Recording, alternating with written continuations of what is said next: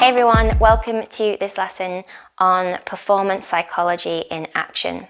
We wanted to include a lesson at the start of the course which puts some of the concepts of the course in a context straight away.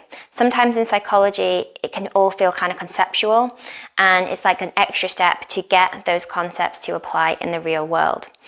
And because we haven't actually been through those concepts yet and that material, some of the ideas might sound unfamiliar to you, but the idea is that you can see how I'm using some of these psychological strategies, hacks, practices in my climbing life.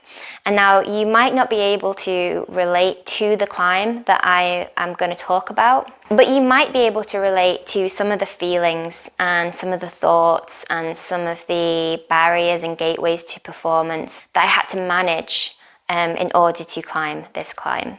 So I'll show a video of the climb, and I'm basically just going to walk you through what's going on in my head and what psychological tools, strategies and practices I'm employing in order to perform really well when it really mattered.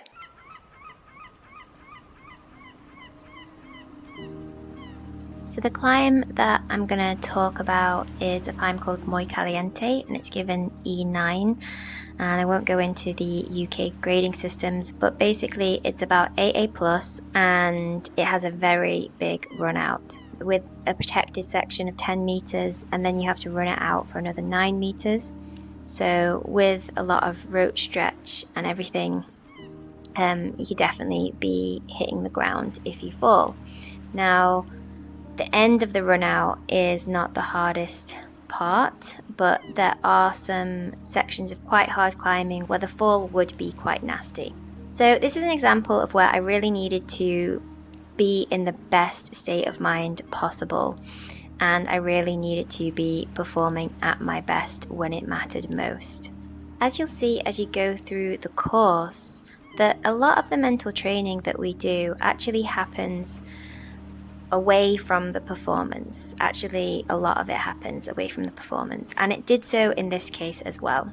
So right at the start, when I first tried the climb and I could see that it was a dangerous climb, the main thing I had to do was I needed to reflect on my mindset, and I needed to ask myself what my motivations were. Reflecting on my mindset, I also needed to make sure that I properly was taking personal responsibility for the risk of the climb. I also had to make sure that I was being positive, but not too positive that I would start making poor risk decisions. I also wanted to assess kind of like whether I needed to be in flow for the route. So I needed to think about what psychological state I wanted to actually be in for the climb. And I knew that at a minimum, I needed to be focused. So thinking about that state scale, I couldn't have been distracted and doing this climb, right? It was at a level for me, and given the risk, that I needed to be completely focused. And what was going to affect my focus? So thinking about the lessons in the barriers section. So one of the barriers to performance is social validation. So I needed to really reflect on, was I doing this climb because it was a really cool climb that would maybe get me a lot of recognition? Or was I doing this because did I really want the experience of being there? And we talk a lot about the difference between these two types of motivation in the motivation lesson. And ideally, you want to be more intrinsically motivated than extrinsically motivated. And we'll talk about that. But for me on this route, what that looked like is actually being motivated to be on the climb, to actually be there for myself, being curious about whether I could do the challenge rather than just doing the climb or just trying the climb in order for the outcome, for the reward and the recognition that I may receive from doing the climb. To add into the mix, I'm a professional climber, and it's climbs like this that actually kind of make up my career. And this climb was actually going to be filmed, and many filmmakers actually traveled down on the day that I was planning to climb it, and that really added a lot of extrinsic motivators in there. These people would not be paid as much if I did not climb the climb on that day, right? So a lot of external motivation was coming up for me that I had to manage on the day, but I also needed to consider those sorts of motivations before it came to the performance as well. So I assessed my mindset, I assessed barriers to performance and managed them, and then I thought about what the gateways to performance were for me as well. Confidence and presence were the two big ones for me for this climb. I don't think I could have stepped off the ground without feeling present and confident.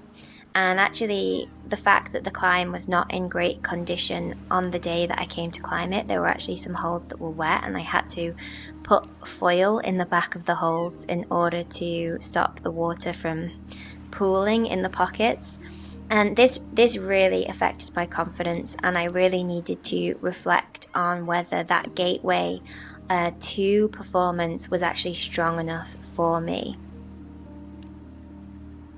I also maximized the gateway of being present by ramping up my mindfulness practice before I came to do this climb. When it came to the mind tools that I used for this route, I used first-person rehearsal a lot, so rehearsing the moves in between attempts and before the day when I came to do it.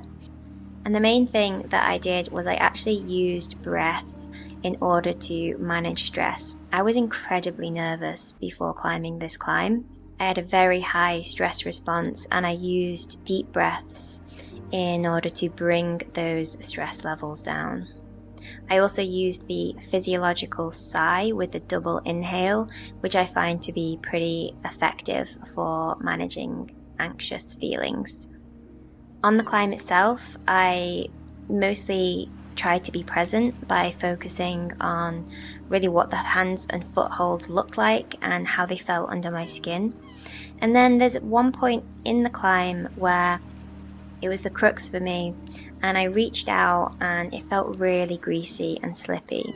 And although I wouldn't have decked from this position, it would have been quite a nasty fall. And a million things passed through my mind in that moment. And this was actually a classic example of what we call letting go, which is one of the lessons in the Gateways chapter.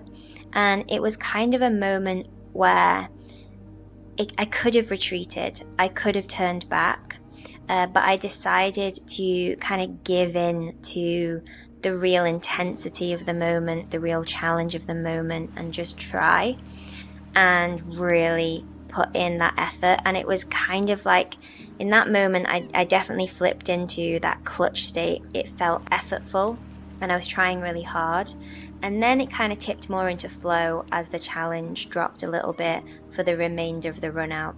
But I would say that for nearly all of the climb, actually apart from the top section, which is quite easy, I was definitely in a very high state of focus, or clutch or flow. After the run out, you get some really good gear. So essentially for the rest of the climb, you're really safe. You're kind of on maybe something similar to being on, say, a widely bolted sport climb. But I still needed to use all the same tools that I was using for the run out. And that's the thing, like a lot of people who maybe don't engage with scary climbing think that there's a whole different skill set when the risks are high. But whether you're performing for a big send, which has no risk at all, it's just like sending your project on a really safe sport climb, or whether you're climbing a route like this where there's potential consequences around physical safety, you still want to be as focused as you can be, and therefore we're going to be using similar tools for either scary climbing or for important performances.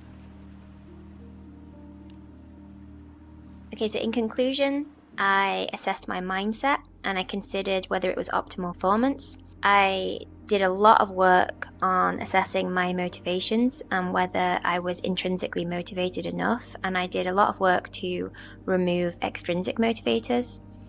I assessed what barriers were present that could have negatively affected my performance and sought to remove them. I also maximized the gateways to performance, mostly confidence and presence. And I also used a whole bunch of tools before I started climbing and during the climb. Some of those tools are part of my standard go-to pre-performance ritual, but some of them were specific to this performance as well. the result of using all of these hacks, tools, strategies, mindset shifts was that I successfully climbed the route in very poor conditions and I didn't fall off.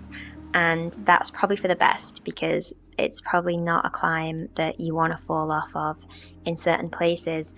And then you also don't want to fall off where it's safe, because then you have to do the runouts again. So I was pretty happy in this case to have succeeded. And I also had an amazing experience of a mixture of focus, flow, and clutch. And I also learned a lot in that process and further developed my psychological skills around climbing quite hard, scary climbs.